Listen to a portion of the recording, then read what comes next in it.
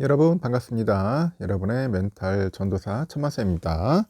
어느새 또 천만 뉴스 시간이 왔네요. 한번 일일 일영상 한번 시작하도록 하겠습니다. 삼성전자 이야기 말고도 다양한 이야기들이 있어요. 그래서 그런 이야기들을 여러분에게 전달하고 여러분도 다시 한번 생각해보고 내가 또 투자할 섹터들이 많을 겁니다. 다양한 섹터들이 있다 보니까 그런 섹터에 대해서도 한번 이 재점검 필요합니다. 재점검하면서 자기만의 투자의 원칙과 스타일을 한번 만들어 보십시오. 남이 따라하는 것만 하면은 재미없습니다. 따라장이만 되는 것 같으니까 재미없고 자기만의 투자 원칙을 세워야 한다. 그리고 만들어야 합니다. 계획을 만들어 가지고 실천을 해야겠죠. 그렇게 하면은 어려운 시기가 닥쳐도 흔들리지가 않습니다. 그냥 꿋꿋하게 잘 나가요. 꿋꿋하게 잘 하는데 그렇지 않다 보니까 뭐 이거 여기 따라잡다 저기 따라갔다 막 흔들립니다. 요즘 뭐 영상 관련된 건 많죠. 투자 관련된 영상들은 엄청 많습니다. 이 얘기 들으면 저 말이 맞는 거, 저 얘기 들으면 저거 맞는 거 같고 다 헷갈리는 거야. 응? 결국 줏대 없어, 줏대.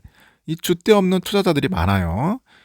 우리 초보 주린이 분들은 절대 그렇게 하지 않았으면 좋겠습니다. 줏대 있는 투자가 되는데 너무나 줏대 없어요. 여기저기 막 휩쓸리고 그래가지고 무슨 돈을 벌겠습니까? 그냥 한 곳에 꿋꿋하게 버려야죠. 꿋꿋하게 밀고 나가는 거야.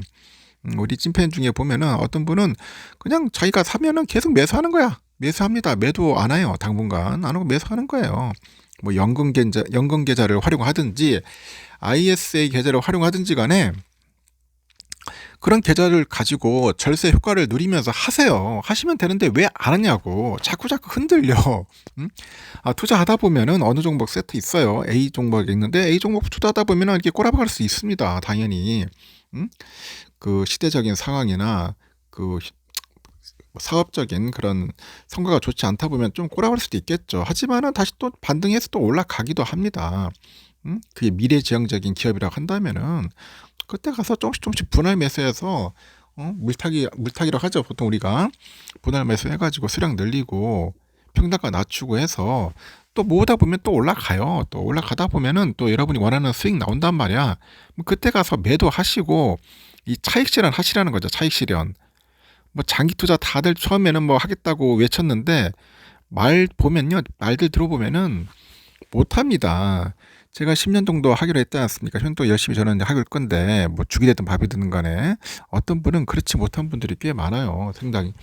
그래서 장기 투자가 답이 아닐 수도 있겠죠. 그러면 장기 투자가 아니면은 뭐 단기를 하든지 중기를 하든지 간에 본인이 봐서 뭐 스윙 투자를 하든지 봐가지고 어느 적정 목표선에 도달하면은 그때 가서 차익 실현해가지고 수익을 남기라는 거죠. 남기면 됩니다. 그리고 또 좀 기다렸다가 좀 많이 떨어지면 또 사든지 아니면 다른 종목 가든지 하시면 됩니다. 오랫동안 하다 보면은 나름대로 요령이라고 할지 모르겠는데 이 분석의 힘을 기를 수 있어요. 그 기업을 좀 더 잘 알게 되겠죠. 어떤 누구보다도. 이제 조금씩 고수의 길로 가는 거죠. 처음엔 초짜에서 이제 중수로 갔다가 이제 고수로 가는 겁니다. 절대로 조급한 마음을 갖지 않았으면 좋겠어요. 조급한 마음 갖고 있는 분 치고서 뭐 주식도 잘하는 사람은 못 봤습니다. 일단 하이닉스 관련된 이야기도 있는데요. 지난해 그 데이터 센터 발이죠. 그 수요 급증에 따라서 차세대 낸드 플래시 생산 기지인 하이닉스의 중국 다롄 그 공장이죠. 펩이라고 합니다. 펩. 다른 그 펩이 미운 오리 새끼에서 캐시카우로 변신했다. 미운 오리 새끼였는데 이제는 캐시카우랍니다. 캐시카우. 그래서 몸집을 키우고 있다. 그런 이야기죠. 그 다롄 펩은 그동안에 미중 패권 전쟁과 이 코로나의 그 수요 침체 등을 겪다 보니까 그 최악의 인수였다는 오명을 쓰기도 했어요. 하지만 올해 1, 4분기 주력 제품인 기업용 솔리드 스테이트 드라이브 SSD라고 하죠. ESSD. ESSD 가격이 하락을 하면서 이제 감산까지도 논의되는 거예요. 논의되는 등 업황 그 변수가 될 전망이라고 합니다. 반도체 업계에 따르니까 하이닉스 다롄 팹을 관리하는 하이닉스 반도체 유한공사, 다롄 유한공사가 최근에 경영 변경이 발생해서 중국 자본시장 당국에 이 자본금을 기존에 보니까 26억 달러죠. 26억 달러에서 28억 그 달러로 수정을 했어요. 수정을 해서 공시를 했습니다. 하이닉스 반도체 그 유한공사는 하이닉스가 지분 100%를 보유 중인 자회사라고 하네요. 중국 현지 매출 그 매체들도 그 기업용 그 솔리드 스테이트 드라이브 그 수요가 이제 늘다 보면서 이에 따라서 하이닉스의 그 다른 팹의 자본금도 증가를 했다, 이렇게 해석을 합니다. 다른 팹은 하이닉스 팹 중에 유일하게 그 쿼드러플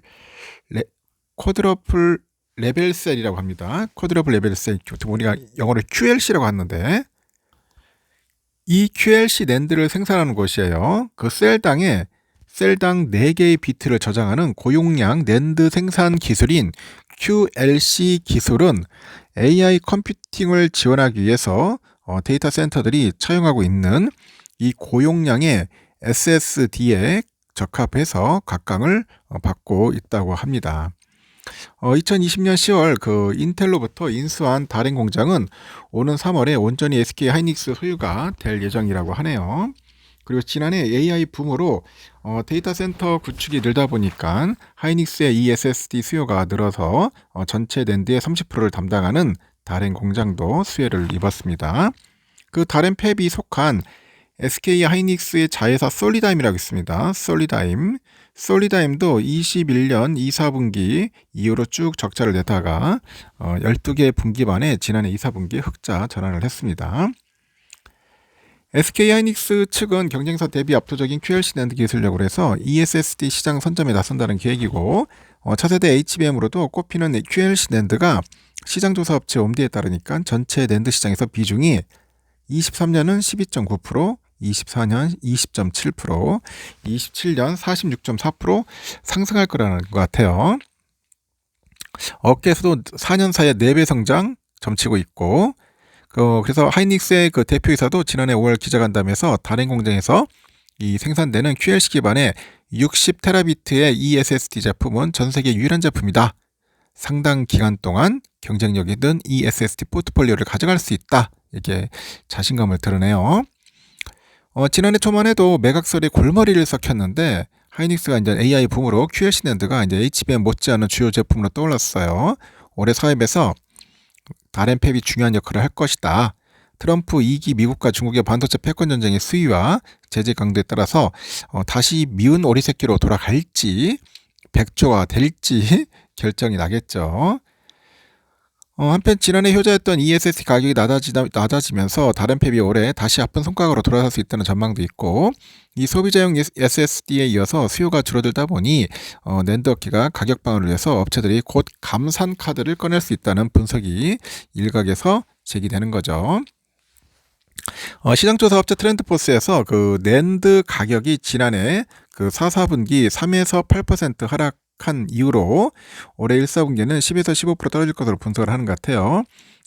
특히 올 1, 4분기에는 그 믿었던 기업용 SSD마저 가격이 하락할 것으로 관측이 됩니다. 지난해 4, 4분기 가격이 0에서 5% 상승에 그친 뒤 1, 4분기에는 5에서 10% 정도 하락할 전망이라고 합니다. 반도체 업계에서는 기업용 SSD의 성장세가 주춤하다 보니까 삼성전자랑 그 하이닉스의 그 1, 4분기 매출까지 그 타격을 받을 거로 보이는 것 같아요. 더 나아가서는 가격 방어를 위한 대대적인 감산까지 고려하고 있다고 합니다.